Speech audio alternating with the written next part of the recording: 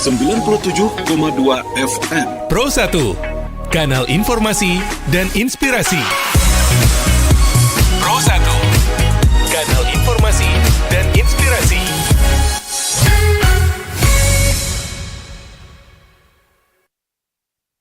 Selamat siang pemirsa dan pendengar RRI Bukit Tinggi, khususnya kanal Pro 1. Dan selamat datang di dialog khusus kita hari ini yang bertemakan KPI dan masa depan ekosistem penyiaran Indonesia. Dan transformasi digital yang pesat menuntut penyiaran Indonesia untuk ikut beradaptasi tentunya. Dan itu sudah kita lihat di zaman sekarang ya. Dan di tengah dominasi media daring seperti misalnya YouTube, podcast, dan streaming, bagaimana ya peran KPI baik di tingkat pusat maupun daerah tetap relevan, tangguh, dan menjaga kualitas penyiaran. Dan untuk membahas topik ini lebih dalam, bersama kita telah hadir dua orang narasumber yang luar biasa. Ada Bapak Amin Sabana selaku Komisioner Komisi Penyiaran Indonesia Pusat atau KPI Pusat. Halo Bapak Amin. Assalamualaikum warahmatullahi wabarakatuh. Halo. Panggilnya udah Amin gitu ya. Boleh. Oke. Dan ada juga Bapak Robert Kennedy, Ketua Komisi Penyiaran Indonesia Daerah Sumatera Barat atau KPID Sumatera Barat. Halo, udah Robert gitu ya? Halo, sehat Bapak Amin, udah Robert, udah Amin ya? Alhamdulillah sehat. Semoga sehat terus ya. Dan terima kasih telah hadir di studio kita kali ini. Dan kita akan berbincang dengan kedua narasumber kita yang luar biasa ini tentunya. Dan mungkin kita mulai dari udah Amin dulu nih terlebih dahulu ya. Bagaimana KPI Pusat memandang transformasi penyiaran Indonesia dalam era digital saat ini? Karena kan kalau kita lihat kini udah masuk era digital 5.0 ya. Nah, bagaimana udah Amin melihat kondisi saat ini penyiaran Indonesia? Iya, berdasarkan situasi yang ada saat ini memang transformasi digital itu luar biasa pengaruhnya, termasuk ke sektor penyiaran. Sekarang beberapa stasiun TV, bukan hanya di Indonesia, misalnya kalau konteks Indonesia itu sudah ada teknologi AI yang dimasukkan. Mungkin teman-teman RRI Pro 1 ya, itu pernah melihat salah satu stasiun televisi swasta menggunakan karakter host yang dibuat dengan AI. Di Malaysia juga kayak gitu ya. Bahkan di Thailand itu ada suatu perlombaan yang menggunakan teknologi AI untuk membuat karakter kembar dari salah satu tokoh gitu. Jadi memang disrupsi ini luar biasa. Di industri radio juga seperti itu. Otomatisasi AI juga membantu sebenarnya terkait dengan bagaimana teman-teman radio membuat playlist misalnya, membuat program. Dan tentu ini harus ada rambu-rambunya ya. Dan terus terang kalau kita lihat dari regulasi yang ada saat ini, Undang-Undang 32 tahun 2002 yang kita gunakan itu artinya udah berapa tahun ya? 23 tahun. Udah 23 tahun. Ya, itu belum menjangkau terkait dengan konten-konten yang ada di platform digital tadi. Sementara teknologi tersebut, ya disrupsi tersebut menjadi suatu keniscayaan dan sedang terjadi saat ini. Nah, makanya Komisi Penyiaran Indonesia berusaha untuk mendorong revisi Undang-Undang Penyiaran, memasukkan salah satunya terkait dengan adaptasi kekinian teknologi digital tadi. Dan salah satunya dimulai dengan definisi penyiaran itu sendiri. Gitu. Kalau di Undang-Undang 32 kan definisi penyiaran yang menggunakan spektrum frekuensi. Dalam hal ini adalah televisi dan radio. Sementara kalau saat ini dengan disrupsi digital tadi sudah berbeda lagi gitu. Nah, redefinisi itu yang harus kita coba diskusikan di dalam revisi Undang-Undang Penyiaran yang sudah lebih dari 15 tahun ini. Jadi disrupsi, balik lagi kalau ke pertanyaan Uni tadi, disrupsi digital itu suatu keniscayaan. Dan suatu keniscayaan pula, maka adaptasi terhadap hal tersebut harus ada di dalam regulasi yang kita miliki. Sebaiknya seperti itu. Bahkan untuk definisi penyiaran sendiri nantinya akan bergeser juga berarti ya? Betul, di banyak negara sudah tidak lagi dipakai nomenklatur hanya penyiaran. Mm-mm. Tetapi kayak misalnya tetangga kita di Malaysia, mereka menggunakan nomenklaturnya telekomunikasi. Di Filipina, di Thailand juga Mm-mm. telekomunikasi. Kalau di Singapura multimedia. Hmm. Jadi sesuatu yang memang secara periode waktu itu ke depan masih adaptif, masih sesuai. Makanya ini penawaran secara pribadi Mm-mm. ya dari saya ya, di luar saya sebagai komisioner KPI, agar kita bisa melakukan penyesuaian tadi, dimulai dari redefinisi penyiaran. Betul, karena apapun pekerjaannya saat ini juga kita sudah mengadaptasi teknologi digital itu sendiri ya Pak ya. Nah, kalau tadi kita ke Pak Amin, sekarang saya mau bergeser dulu ke Uda Robert, boleh ya Pak ya? Nah, kalau dari kacamata daerah nih Pak, bagaimana KPI di Sumbar itu melihat kondisi penyiaran lokal saat ini di tengah dinamika digitalisasi media Iya. gitu? Eh, kita melihat untuk penyiaran lokal memang terdampak juga dengan transformasi digital ini. Ini tidak dapat kita pungkiri karena memang tantangan penyiaran itu sendiri salah satu memang platform baru yang hadir sekarang ini. Misalnya saja dalam perebutan iklan. Sekarang kan kurang pendapatan itu karena sebagian pengiklan itu sudah bergeser iklan di platform media baru tadi. Kemudian kita melihat juga terkait masalah konten. Konten yang hadir sekarang ini dibandingkan dengan konten yang hadir di platform media baru, ini terjadi pergeseran. Ada sebagian dari media konvensional ya mencoba mengadaptasikan atau menduplikasikan inovasi kreativitas yang dibuat konten-konten di media baru.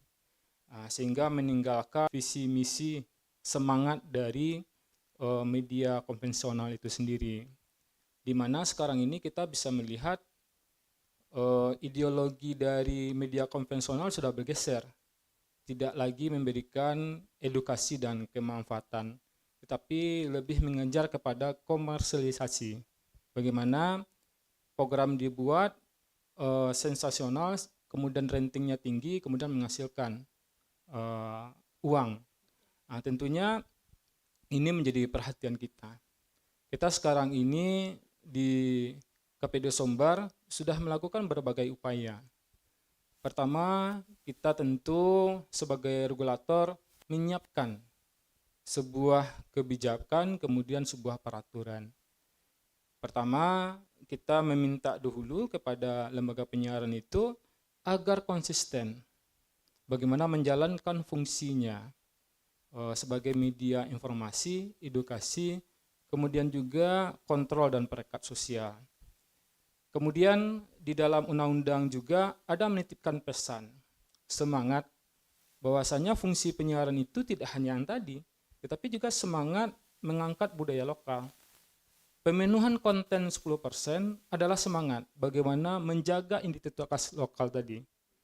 Oleh karena itu, kami di KPD Sumbar dalam konteks konten lokal, kami terus mendorong agar TV dan radio ini menjalankan fungsinya, kemudian menjalankan kewajibannya sesuai dengan amanat perundang-undangan.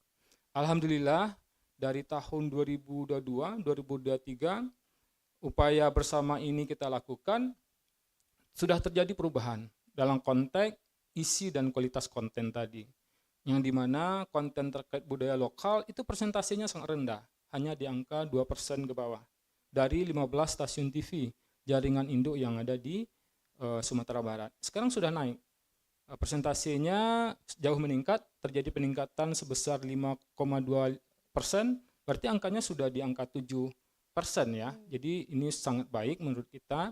Kemudian konten ini juga dibuat dalam berbagai kategori program, sehingga ada keberagaman konten di situ yang disajikan kepada masyarakat, sehingga ini menjadi lebih menarik. Kemudian terkait masalah kepatuhan mereka menjalankan pedoman pelaku penyiaran dan setangkran program siaran juga sudah mulai membaik, di mana potensi pelanggaran kemudian sanksi administratif yang diberikan ke PD Sumber dari tahun ke tahun makin menurun. Ya, ini patut kita apresiasi karena itu memang kami terus ya melakukan upaya peningkatan SDM ini dengan menggiatkan kegiatan sekolah P3 SPS yang kami lakukan kepada lembaga penyiaran atau pelaku penyiaran itu sendiri. Kemudian tak lepas juga kita perlu melibatkan pemangku kepentingan. Siapa di situ? Pemerintah daerah, kemudian organisasi masyarakat sipil, termasuk juga organisasi atau asosiasi lembaga penyiaran itu sendiri. Kemudian memang ada keterlibatan ya lembaga penyiaran untuk mau melakukan kewajiban-kewajiban yang sesuai dengan amanat perundang-undangan tadi. Gitu. Jadi memang ada banyak pihak juga yang berkolaborasi untuk membuat apapun yang sedang dijalani sekarang supaya bisa lebih baik juga ke depannya ya Pak ya. Benar-benar. Dan mungkin seperti konten daerah tadi mungkin ada untuk anak-anak juga ya. Semuanya juga ada di RRI kebetulan ya Pak. Alhamdulillah ya. Alhamdulillah. Kita punya program 1, program 2 dan juga program 4. Kalau di Bukit Tinggi sendiri ada program 3 juga tentunya yang terpusat ya Pak ya. Nah, kan tadi kita bahas tentang digitalisasi media, terus juga ada media konvensional. Tapi menurut Bapak Amin atau Uda Amin dan Uda Robert sendiri, apakah media konvensional ini nantinya seperti televisi dan radio yang udah disebutkan tadi bisa sepenuhnya tergantikan oleh media-media online ini? Nah, boleh siapa dulu mungkin? Uda Amin? Iya, kalau tergantikan sih mungkin bukan kata yang tepat ya, tapi bertransformasi. Ya, jadi teman-teman lembaga penyiaran juga harus adaptif terkait dengan kemajuan teknologi yang ada saat ini. Makanya kenapa teman-teman yang bisa bertahan ya, di industri ini, mereka yang bisa beradaptasi. Mereka bisa melakukan konvergensi, jadi bukan hanya bergantung kepada satu lini usaha, misalnya radio saja. Kayak contoh RRI yang paling tepat ya. RRI selain masih menggunakan frekuensi, tapi juga bermain di digital ya, ada podcastnya gitu ya. Kemudian ada streamingnya. Nah, ini suatu contoh yang sangat baik, artinya RRI menjawab tantangan zaman. Nah, teman-teman lembaga penyiaran yang lain diharapkan juga seperti itu. Meskipun memang tidak mudah untuk melakukan diversifikasi usaha tadi. Tentu banyak ketuntutan yang harus dipenuhi, baik itu dari modal maupun sumber daya manusia dan kreativitas. Tapi kalau memang masih ingin bertahan, itu medan perang yang harus dihadapi gitu. Jangan sampai kalah dulu sebelum perang. Maksudnya gini, udah malas dulu berkreativitas gitu ya. Mohon maaf, ini juga seringkali saya sampaikan ke teman-teman lembaga penyiaran televisi misalnya.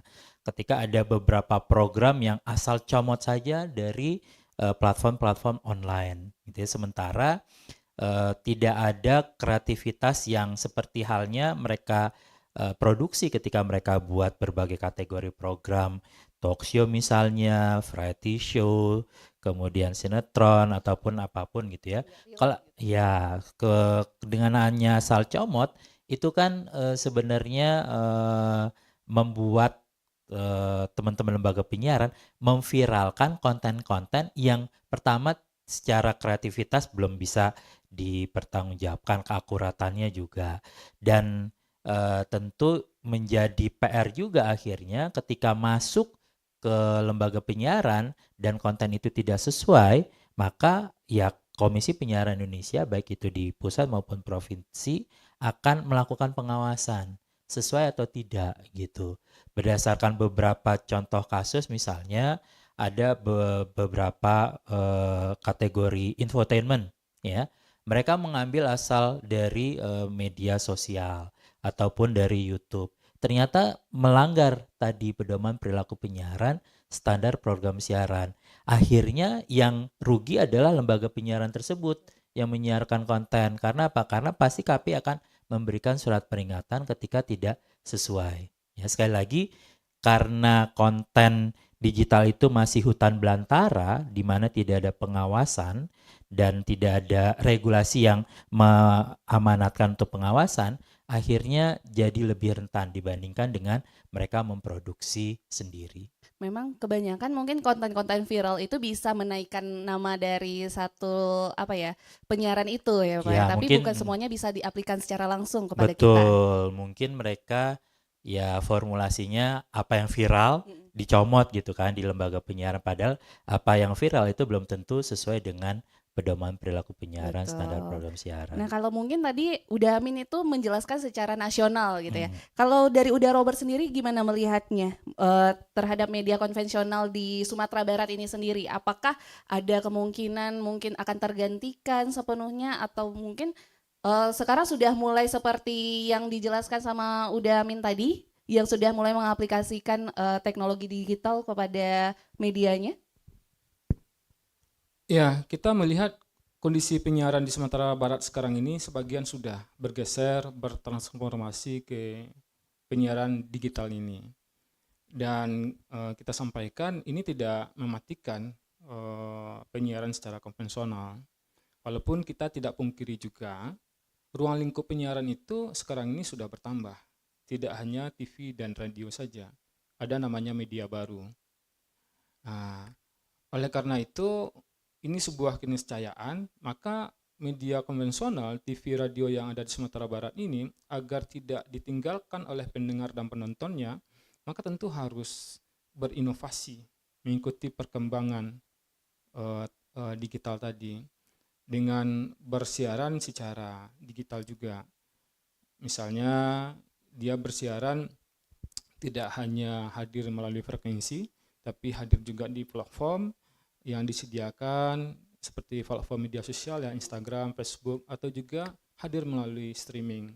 Nah, oleh karena itu sekarang ini kalau kita melihat ruang lingkup ekosistem penyiaran itu tidak hanya lembaga penyiaran saja, sudah ada sekarang ini namanya platform media baru tadi. Nah, tetapi kita melihat ada kepercayaan publik kepada media konvensional ini. Kenapa? Ada dua semangat yang selalu mereka jaga. Semangat itu adalah pertama, adanya semangat perlindungan kepada publik. Sehingga konten-konten yang disiarkan itu harus sesuai dengan P3SPS. Kenapa? Ada ketakutan lembaga KPID, regulator yang selalu mengawasi aktivitas lalu lintas penyiaran yang dilakukan oleh media konvensional tadi. Kemudian yang kedua itu tentu semangatnya adalah adanya keadilan. Nah, sekarang ini kita melihat media baru ini perlu diatur. Dia tidak bisa bebas seperti itu saja dalam memproduksi dan menyebarluaskan kontennya, di mana masyarakat sebagai yang menerima dan mengkonsumsinya terdampak. Apabila kontennya itu memberikan dampak negatif, menghasilkan juga nanti ya sikap, perilaku dan cara pandang masyarakat yang tidak baik juga. Nah, oleh karena ini perlu ya ini dijaga. Kemudian dalam konteks komersial tadi juga pendapatan yang dihasilkan sudah bergeser juga. Karena itu perlu kita pengaturan, diatur juga media baru ini agar konten-konten yang dihadirkan tadi ada semangat perlindungan publik. Kemudian ada semangat keadilan juga dengan media konvensional. Kenapa? Mereka bayar IPP, bayar ISR, kemudian diawasi oleh lembaga penyiaran, bersaing dengan media baru yang bebas, kemudian tidak mendapatkan secara ekonomi juga ya, baik kepada pemerintah daerah maupun pemerintah pusat. Nah, kami menyadari ini, tetapi dari yang ada sekarang ini, dari 90 lembaga penyiaran TV dan radio, belum semuanya ya kita sampai untuk radio mungkin baru sekitar 20% sudah bergeser, ada bersiaran melalui media sosial atau bersiaran melalui streaming tadi. Yang lain masih secara konvensional, tapi kita terus mendorong. Ini perlu ada semangat inovasi ya mengikuti perkembangan ini agar tidak ditinggalkan oleh pendengarnya. Betul, karena memang segala sesuatu harus beradaptasi ya Pak. Dimulai dari awal dulu nih tentunya, tidak langsung ke akhir gitu ya Pak ya. Nah, mungkin kita ke Pak Amin lagi nih Pak. Jadi seperti yang udah dibahas tadi nih, kalau sekarang udah banyak media-media yang mulai mengambil konten-konten digital gitu yang mungkin kadang mungkin kehilangan arah juga jadinya gitu ya Pak ya.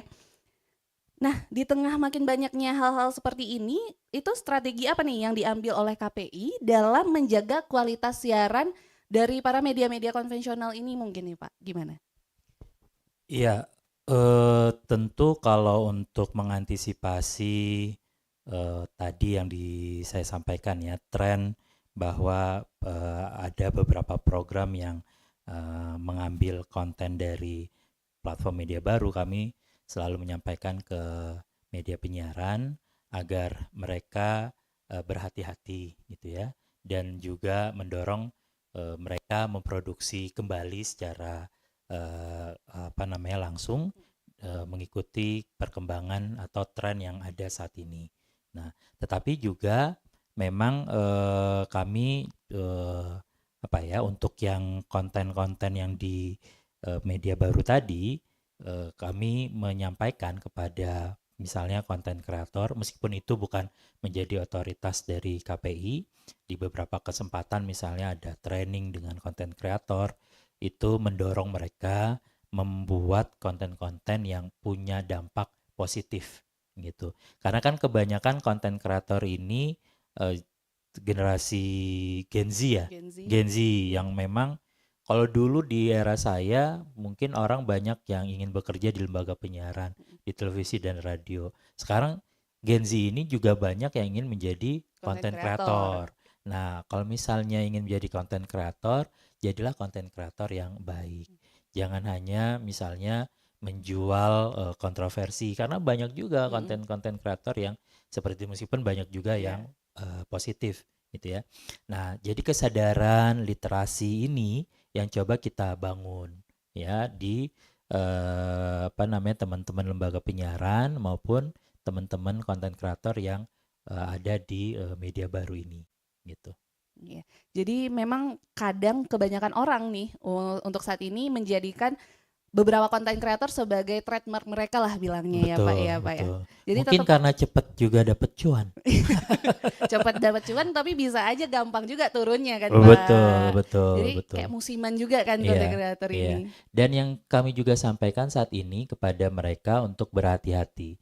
Karena apa? Karena tidak adanya regulasi yang mengawasi dan juga membuat rambu-rambu terkait dengan konten-konten yang mereka produksi, si konten kreator ini akan sangat mudah dipersekusi gitu ya, akan sangat mudah dituntut gitu ya, dihukum, karena tadi dianggap mungkin undang-undang cybercrime misalnya yang bisa merugikan mereka sendiri sebagai konten kreator. Nah, inilah yang coba kami sampaikan, bahwa ketika revisi undang-undang penyiaran memasukkan pasal-pasal terkait dengan pengawasan media baru, sebenarnya juga dimaksudkan untuk melindungi si konten kreator ini gitu ya. Jadi bukan semata KPI ingin mengatur, membatasi, bukan, tapi juga melindungi mereka gitu. Terlebih lagi ketika mereka dipersekusi, itu yang rugi adalah mereka, sementara platform tempat mereka memuat konten tadi itu bebas saja gitu. Ini kan akan sangat tragis gitu ya ketika hal ini terjadi. Dan tadi kecenderungan Gen Z ini menjadi konten kreator ini merupakan suatu fenomena yang harus juga disikapi oleh negara. KPI ini kan lembaga independen ya, yang berusaha untuk melindungi kepentingan publik gitu, termasuk ya bukan hanya masyarakatnya, tetapi juga industri penyiarannya, dan juga nantinya ketika konten yang ada di platform digital ini diawasi, melindungi si konten kreatornya. Oke. Gitu. Dan konten kreator harus bijak, dan juga penontonnya pun mungkin juga harus bijak dalam memilah gitu ya Pak, agar tidak gampang terinfluence oleh mungkin entah itu yang negatifnya, berusahalah mungkin untuk mencari yang positif. Atau mungkin kita harus melihat Jerome Pauline untuk belajar matematika gitu. Nah iya, tapi nggak mungkin semua kontennya belajar matematika semua gitu ya. Nggak apa-apa yang sifatnya menghibur, tetapi ya juga punya nilai edukasi gitu. Betul. Karena banyak sekali sekarang konten-konten kreator anak muda yang juga sudah mulai mengedukasi banyak penontonnya juga sekarang ya Pak. Mungkin seperti Jerome Pauline yang tadi udah saya sebutkan, terus juga ada Arif Muhammad mungkin, ada banyak sekali ya Pak ya. Dan tadi kan Bapak bilang sejauh ini belum ada regulasi yang mengatur sedemikian rupa, tapi kan sudah mulai dirancangkan. Nah, itu sudah sejauh mana kira-kira perencanaannya Pak, perencanaannya? Iya, jadi kan RUU penyiaran ini baru kembali dibahas di Komisi 1 DPR RI.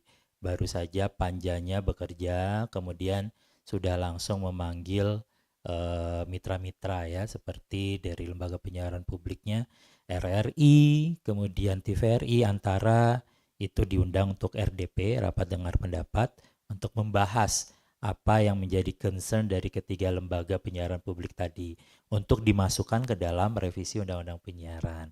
Kemudian juga Asosiasi Televisi Swasta itu juga diundang untuk juga bisa memberikan masukan. Nah, Komisi Penyiaran Indonesia tentu sebagai regulator, kita bekerja berdasarkan apa yang dimandatkan di dalam undang-undang yang nanti semoga mari kita berdoa bersama-sama agar RUU penyiaran ini bisa disahkan di periode ini gitu ya. Amin. Nah, cuma memang kita berusaha melakukan penguatan-penguatan kepada Komisi 1 DPR RI, baik itu secara substansi ya, beberapa komisioner baik itu di pusat KPI maupun di daerah berusaha dengan berbagai cara memberikan masukan melalui pertemuan forum-forum, kemudian melalui artikel, tulisan, melalui program seperti ini gitu ya. Siapa tahu nanti kalau linknya sudah ada kita bisa langsung kirimkan ke anggota Komisi 1 gitu, concern yang didiskusikan di RRI Bukit Tinggi itu juga merupakan salah satu bentuk pengawalan kita untuk bisa memberikan penguatan terhadap revisi Undang-Undang Penyiaran. Oke, semoga segera bisa terrealisasi ya Pak ya. Amin, amin. Nah, kita sekarang ke udah Robert lagi. Ya. Nah, kalau untuk KPID sendiri nih udah, bagaimana KPID mendorong lembaga penyiaran lokal untuk menghasilkan konten-konten yang berkualitas dan juga edukatif, bukan hanya menghibur saja gitu. Iya. Mendorong kita melakukan beberapa kegiatan BIMTEK, bimbingan teknis. Kita pernah membuat kegiatan judulnya itu Kreatif di Era Digital, sehingga mengajarkan kepada seluruh lembaga penyiaran ini untuk memproduksi program-program yang menarik, yang berkualitas, kemudian bagaimana juga program itu didistribusikan di media baru tadi. Ini kita bikin kegiatan itu untuk bagaimana merangsang, kemudian juga mengajarkan kepada mereka bagaimana membuat program yang lebih menarik dan bisa hadir ya di media baru. Kemudian kita juga kemarin bikin juga kegiatan Bootcamp Radio Academy ya, yang kita lakukan kemarin di Padang. Kemudian kita juga bikin kegiatan pelatihan untuk content creator. Itu sudah berapa kali kami laksanakan? Udah 4 kali. Kita laksanakan di Padang 2 kali, di Payakumbuh sekali, kemudian di Solok sekali. Itu terbuka untuk umum? Terbuka untuk umum. Kemudian kita bikin juga asosiasinya.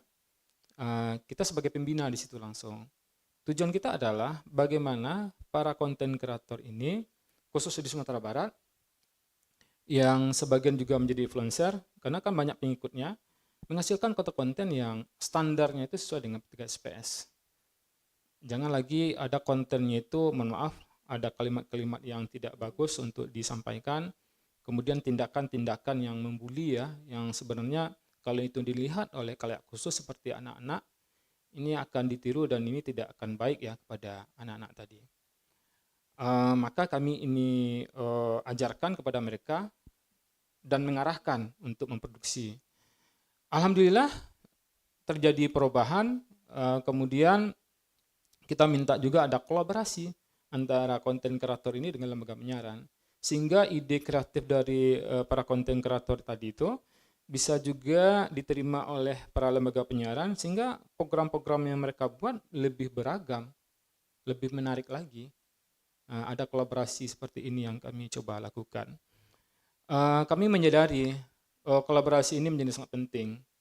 Kemudian Adrian sebagai penerima dan pengonsumsi konten tadi ya, pertama konten yang diterimanya alhamdulillah tidak akan ada nanti lagi konten-konten yang tidak pantas, kemudian mereka akan banyak pilihan lagi ya dari konten yang mereka terima. Ini yang kita lakukan di Sumatera Barat, tentunya upaya-upaya peningkatan SDM, kemudian membangkitkan semangat mereka, karena kan ada sebagian saya berjalan di beberapa tempat, Pak Robert, ini gimana susah saat sekarang ini untuk bayar listrik aja kita tidak mampu. Kita mendorong membangkitkan lagi motivasi mereka karena memang kompetitornya itu ya media baru sekarang ini. Kita bangkitkan lagi semangatnya dan alhamdulillah dengan beberapa kegiatan yang sudah kita coba lakukan dan komunikasi terus ya, walaupun kita sebagai regulator ini juga mendorong agar bagaimana infrastruktur dari lembaga penyiaran itu juga ada peningkatan juga.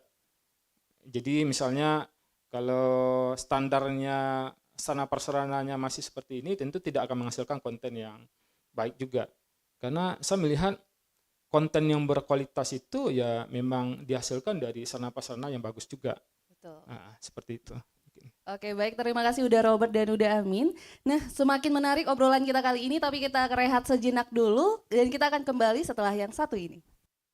97,2 FM Pro 1, kanal informasi dan inspirasi.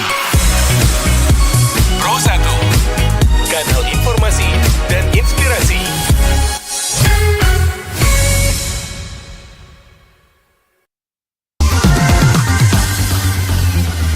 92,1 Pro 2 film teman terbaik kamu. Kita bacain dulu postingan teman Pro 2. Kali ini ada Mariana yang katanya pengen titip salam buat Mbak Nur yang lagi di Paris. Semangat berjuang ya. Wah, kalau gitu aku puterin nih lagu spesial buat kamu yang lagi berjuang tapi belum pernah diperjuangkan ya.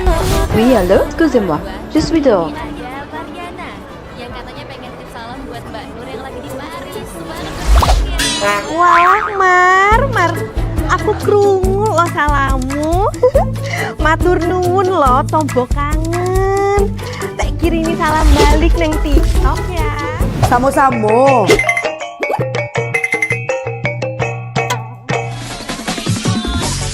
Bundo, jangan main TikTok tarui. Ho ho ho ho ho ho ho. Bundo, awak baru dapat info lowongan Karajo di aplikasi. Elok-elok buyuang, banyak panipu. Indang lah Bundo. RRI News.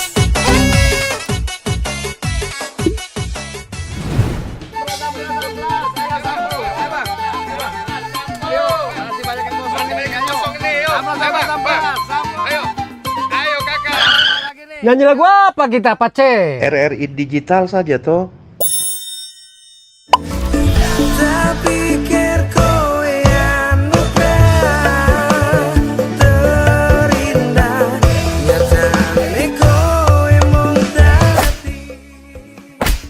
Paten kali lagu campur sari ini.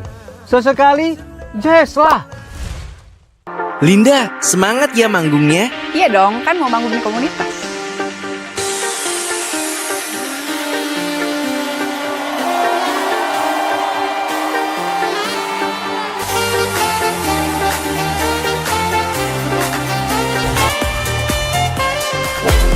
RRI ada di berbagai platform. Sekarang banyak cara menikmati RRI.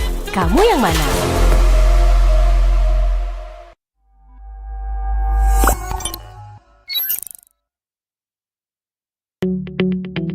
RRI Digital dengan tampilan baru, berbagai konten kolaborasi dari berbagai program nasional, termasuk siaran visual langsung, siaran radio langsung, daftar putar musik, podcast, berita video, dan berbagai fitur interaksi pengguna dalam permainan. Berbagai konten menarik seperti suka, komentar, dan berbagi, serta obrolan langsung dengan penyiar dan pengguna. Pesan langsung dan fasilitas obrolan pribadi antara pengguna aplikasi juga tersedia. RRI Digital tersedia di Google Store dan App Store. RRI Digital.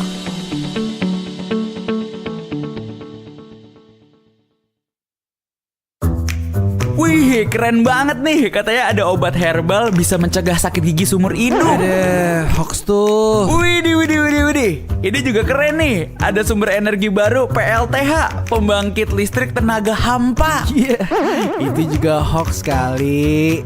Lu bacanya apaan sih? Aduh, pantesan portal abal-abal lu baca. Kalau mau baca berita yang lengkap tapi udah verified, mulai dari berita nasional, internasional, olahraga, gaya hidup sampai hiburan, lu cukup klik rri.co.id. Di situ lu juga bisa streaming RRI digital. Aduh, makanya cek-cek dulu biar gak kegocek di rri.co.id.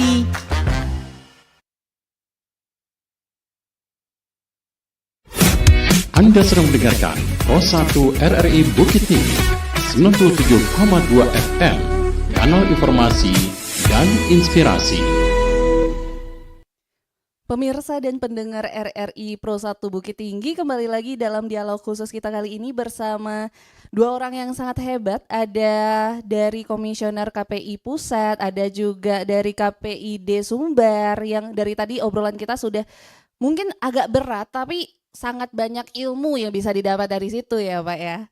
Nah ini untuk Uda Amin dan juga Uda Robert, ini buat keduanya ya.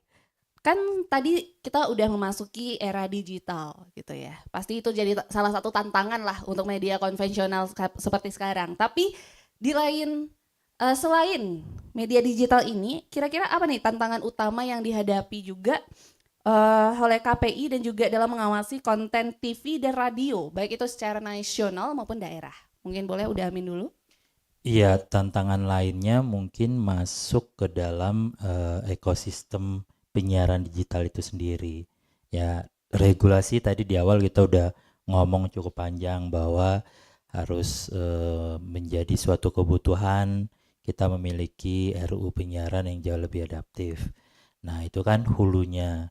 Kemudian menuju ke hilirnya kan itu ada banyak simpul-simpul yang juga harus kita siapkan. Yang pertama adalah lembaga penyiarannya. Lembaga penyiaran televisi, radio itu juga harus mau tadi berinovasi, mengikuti perkembangan zaman saat ini, terutama Gen Z. Sekarang ini berdasarkan survei yang dilakukan beberapa lembaga menyatakan televisi dan radio memang masih diakses oleh 75% orang Indonesia.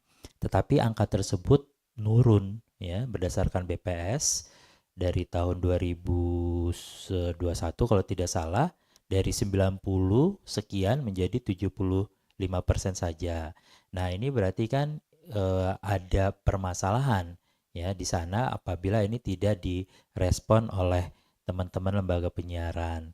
Dalam hal apa? Dalam hal inovasi teknologinya tadi sudah kita bahas. Inovasi programnya juga ya. Dibuat program-program yang memang disenangi oleh terutama Gen Z yang sekarang ini sudah semakin minim gitu ya dalam menonton televisi, mengakses radio gitu. Karena mereka sangat bergantung dengan device mereka, gadget. Bahkan mungkin mereka sampai mohon maaf ke kamar mandi pun bawa handphonenya. Yeah. Bener nggak? Sebagai Gen Z saya mengakui.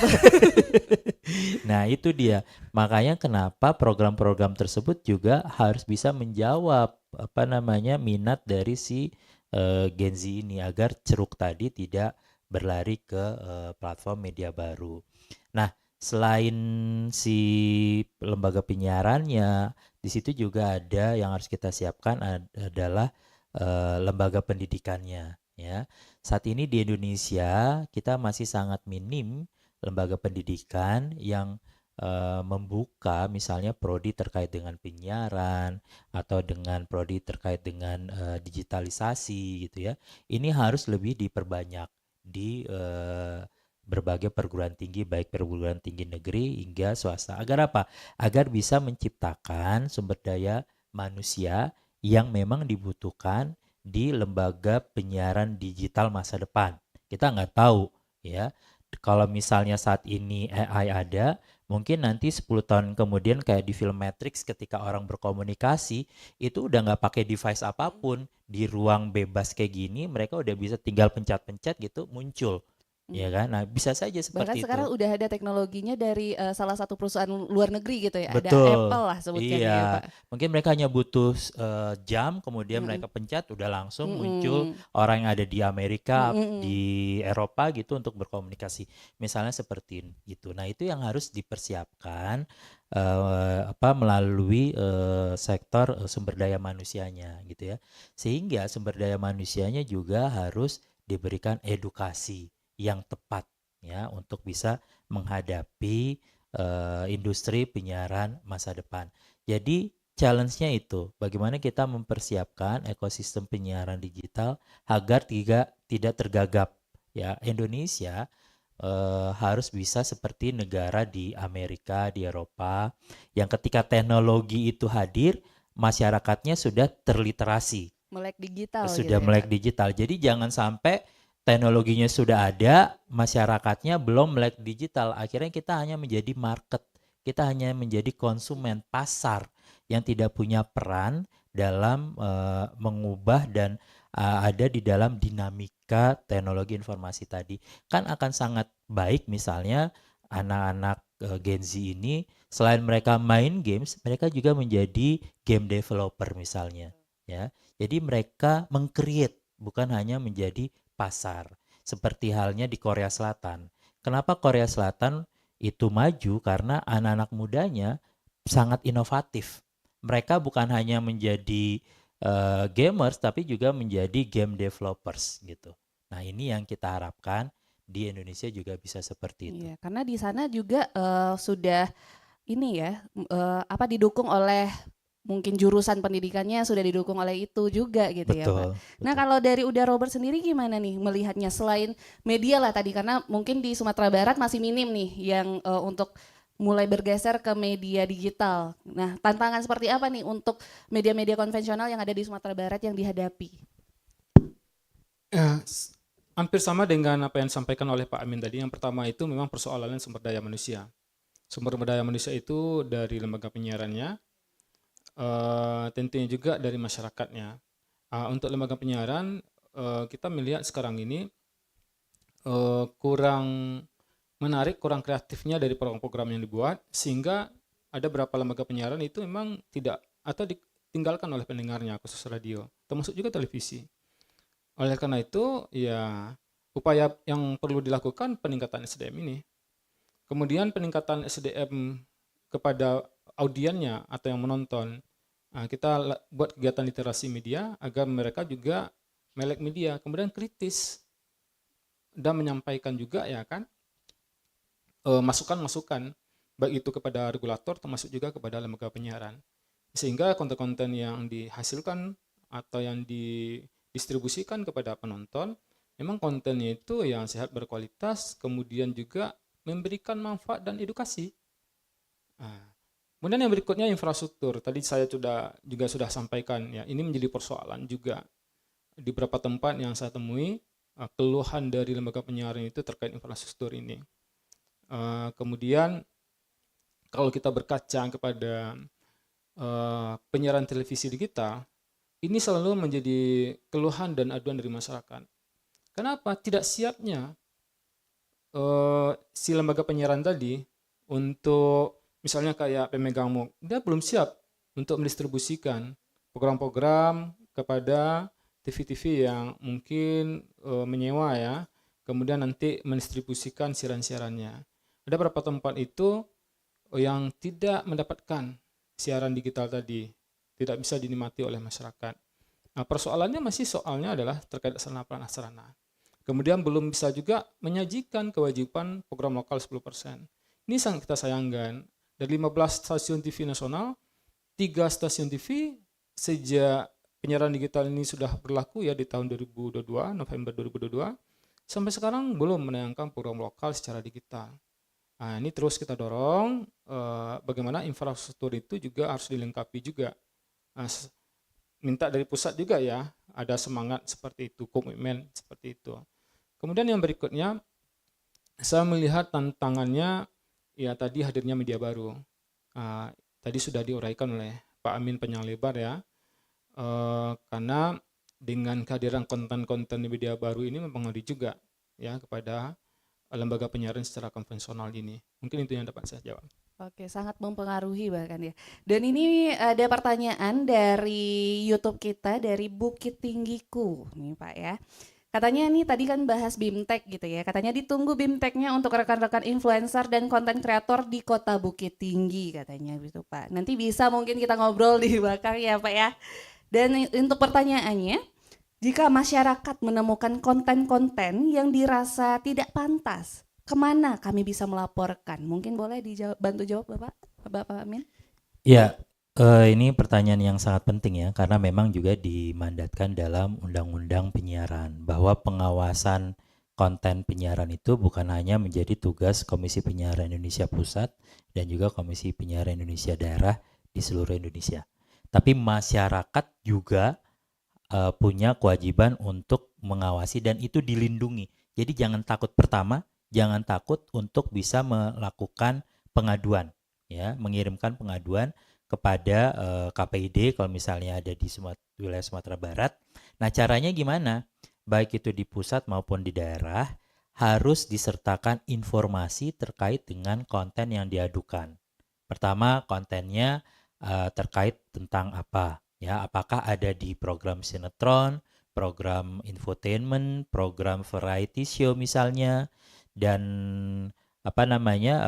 di screenshot atau direkam videonya, diberikan informasi lebih detail ya, yang diduga melakukan pelanggaran itu di durasi berapa ya, dan diceritakan, dideskripsikan menurut si pengadu itu kenapa melanggar, apakah tidak sesuai dengan misalnya norma agama, dan sebaiknya penonton juga ketika melakukan pengaduan membaca terlebih dahulu juga pedoman perilaku penyiaran standar program siaran.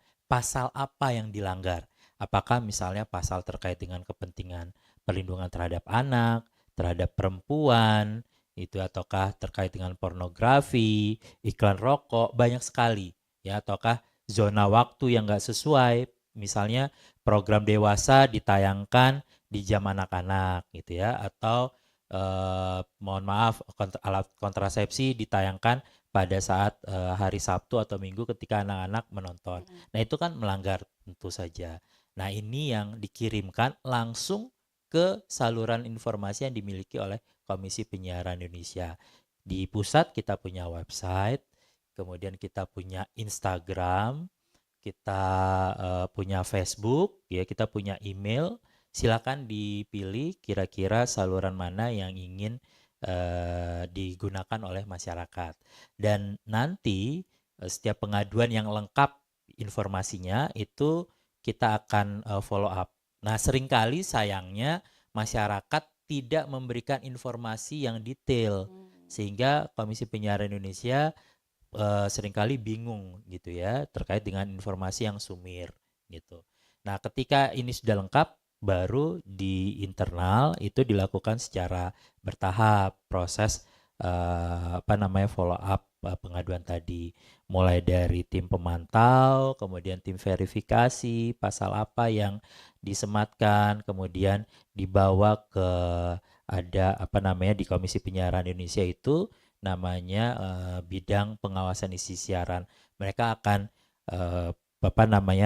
rapat terlebih dahulu, kemudian misalnya dalam satu hari ada 30 gitu ya, baik itu dari pengaduan masyarakat ataupun dari pengawasan langsung, dirapatkan di bidang pengawasan isi siaran, akhirnya menjadi 10. Nah, 10 itu yang akan dibawa ke pleno komisioner sebagai tahapan akhir, pleno sanksi namanya ya. Nah, dari 10 itu nanti 9 komisioner di pusat akan sama-sama memberikan penilaian ya, apakah tayangan tersebut melanggar atau tidak. Terus bagaimana bentuk sanksi yang akan diberikan itu. Jadi tahapannya cukup panjang agar kita juga tidak semena-mena gitu ya terhadap lembaga penyiaran. Oke. Apakah dari Robert ada tambahan? Ya, kita sangat menginginkan sekali dan berharap adanya partisipasi masyarakat untuk mewujudkan konten yang sehat dan berkualitas di Sumatera Barat. Kenapa? KPI itu dia mewadahi aspirasi masyarakat dan mewakili kepentingan masyarakat akan penyiaran.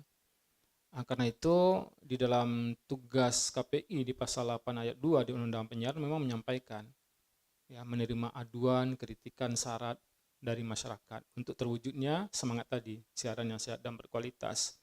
Bagi masyarakat yang melihat atau mendengarkan siaran yang tidak pantas, yang tidak sesuai dengan norma-norma yang kita anut, baik itu norma agama atau norma budaya adat, bisa ini melaporkan atau menyampaikan aduan kepada KPD Sumatera Barat, baik secara langsung ke kantor kami di Padang, di depan Masjid Raya Sumbar, Jalan Ki Haji Ahmad Dahlan, nomor 31, Alai, ya Alai Prakopi, di Padang Utara, Kota Padang. Kemudian bisa juga menyampaikan aduan di media sosial kami, bisa di Facebook kami KPD Sumbar, kemudian bisa juga di Instagram KPD Sumbar juga, bisa juga dari website kami KPD Sumbar juga, www.kpdsumbar.id. Kemudian bisa juga melalui WA. WA bisa ke nomor 08 13 72 34 5533. Kemudian kami sekarang berharap dalam waktu dekat ini bisa membuat aplikasi juga namanya Sahabat Penyiaran. Jadi aplikasi ini bisa juga diunduh sehingga nanti akan lebih memudahkan juga kepada masyarakat untuk menyampaikan aduan tadi. Mengenai apa isi aduannya tadi sudah disampaikan oleh Pak Amin, mengenai mekanisme alur penanganan temuan potensi pelanggaran tadi, ini sudah dijelaskan juga di PKPI nomor 3 tahun 2024 tentang pengenaan sanksi administratif. Tadi juga sudah disampaikan hukum acaranya oleh Pak Amin ya, tahapan-tahapannya. Kemudian sanksi administratifnya itu ada berbagai bentuk. Ada teguran tertulis, kemudian ada nanti pembatasan durasi, kemudian ada nanti penghentian sementara, kemudian denda, kemudian tidak dilakukan perpanjangan izin, dan ujung-ujungnya yang paling parah itu adalah pencabutan izin dari lembaga penyiaran. Wah. Seram ya. Tapi memang harus dipatuhi karena udah ada peraturannya yang mengatur, walaupun mungkin sampai saat ini untuk digitalnya masih sedang dalam rancangan gitu ya Pak ya. Tapi untuk apa yang sudah ada saat ini tolong diperhatikan juga untuk teman-teman karena bahayanya bukan ke personalnya tapi ke instansinya, betul ya Pak ya. Dan pastinya butuh banyak proses, mungkin buat orang-orang yang sudah mengadukan atau melaporkan berbagai pelanggaran, merasa kayak belum diproses, tenang, sabar. Karena setiap harinya ada banyak sekali laporan yang masuk tentunya ya. Jadi perlu diperhatikan juga dan tentunya kita juga harus ada kelengkapannya tadi ya Pak ya. Dan terus juga ada beberapa step-stepnya lah yang harus memang diikuti gitu kan. Dan tentunya ini kan kita ada kerjasama juga nih Pak sama pihak ketiga gitu ya. Mungkin seperti Kominfo, Dewan Pers, atau Dinas Pendidikan mungkin, atau daerah gitu kan. Nah biasanya tuh bentuk kolaborasi seperti apa sih yang dilakukan sama KPI dan juga KPID untuk mungkin mengedukasi tentang penyiaran ini sendiri Pak? Iya, kalau di Komisi Penyiaran Indonesia Pusat, sinergi yang dilakukan dengan berbagai pemangku kepentingan itu, misalnya dengan Komdigi, kemudian Dewan Pers gitu ya, itu bisa dalam bentuk literasi, ya literasi penyiaran yang kita lakukan dengan mengundang narasumber-narasumber dari Komdigi maupun dari Dewan Pers. Hal ini agar ada pengayaan perspektif substansi ya ketika materi terkait dengan literasi penyiaran ke publik ini disampaikan. Bagaimana perspektif KPI, bagaimana perspektif dari Komdigi, bagaimana perspektif dari Komisi 1 DPR RI gitu ya. Nah, ini yang kita lakukan. Sementara dengan universitas misalnya di Komisi Penyiaran Indonesia kita selama 10 tahun terakhir bekerja sama mengadakan riset yang dikenal dengan Indeks Kualitas Program Siaran Televisi. Sudah 10 tahun. Gunanya apa riset IKPS TV tadi? Untuk bisa memberikan penilaian terkait dengan kualitas konten televisi yang ada di layar kaca kita. Sehingga akhirnya bisa menjadi penyeimbang dari rating audiens yang dikeluarkan oleh lembaga pemeringkatan Nielsen. Jadi kalau misalnya lembaga pemeringkatan Nielsen ini menilai dari aspek audience measurement, popularitas, ya rating itu kan rating sinetron, infotainment dan lain-lainnya yang dikeluarkan secara reguler oleh Nielsen itu berdasarkan popularitas, kuantitas, ya berapa banyak yang menonton, gitu ya. Nah sementara kalau indeks kualitas program siaran televisi justru sebaliknya, bukan berdasarkan popularitas tapi dari aspek kualitas. Ya jadi yang menilai adalah 12 perguruan tinggi dengan melibatkan 96 responden ahli. Jadi mereka yang akan menilai ada 8 kategori yang dibuat sehingga akhirnya masyarakat, lembaga penyiaran itu bisa melihat apakah program yang ratingnya tinggi berbanding lurus dengan kualitas. Dan lucunya ternyata rating-rating yang tinggi kayak sinetron dan infotainment justru dinilai belum berkualitas melalui rating yang bukan lucu ya, yang menariknya, yang pentingnya gitu. Meskipun tidak semua sinetron itu tidak berkualitas, ada juga yang berkualitas gitu ya. Tidak semua tayangan infotainment itu tidak berkualitas, tetapi kecenderungannya berdasarkan penilaian dari 12 perguruan tinggi seperti itu. Angka moderatnya 3,00, sementara si dua kategori tadi, infotainment dan sinetron, ada di bawah angka 3,00. Justru berbanding terbalik justru. Betul. Ya Pak ya. Nah mungkin ini ada satu pertanyaan lagi dari YouTube kita, mungkin ya Pak, dari Futihat Kolbi. Katanya bagaimana KPI mendorong penyiaran yang edukatif dan berbudaya di tengah dominasi konten hiburan seperti yang banyak beredar di media sosial saat ini. Mungkin supaya tidak tenggelam nih konten-konten yang edukatif dan juga berbudaya. Karena seperti yang dijelaskan tadi mungkin yang lebih banyak naik itu yang viral-viral gitu. Mungkin boleh ke Uda Robert itu yang menjawab?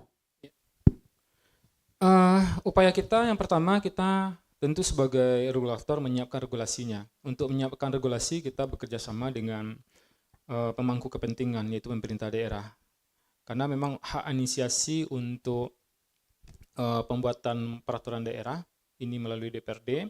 Kita kemarin sudah mendorong untuk lahirnya Perda tentang penyelenggaraan penyiaran, di mana di dalam pasal yang ada di dalam Perda ini menitipkan salah satunya adalah mendorong bagi lembaga penyiaran untuk memproduksi, kemudian juga mengembangkan terkait budaya lokal ini.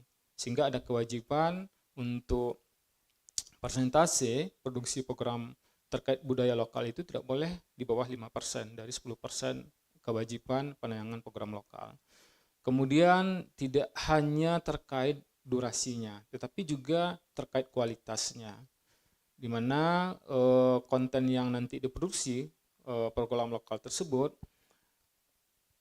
konten budaya lokalnya itu beragam. Jadi tidak hanya berbicara mengenai tradisi saja, ya, tetapi juga nanti bicara mengangkat mengenai sejarah, budaya, adat istiadat, kemudian juga budaya tak benda.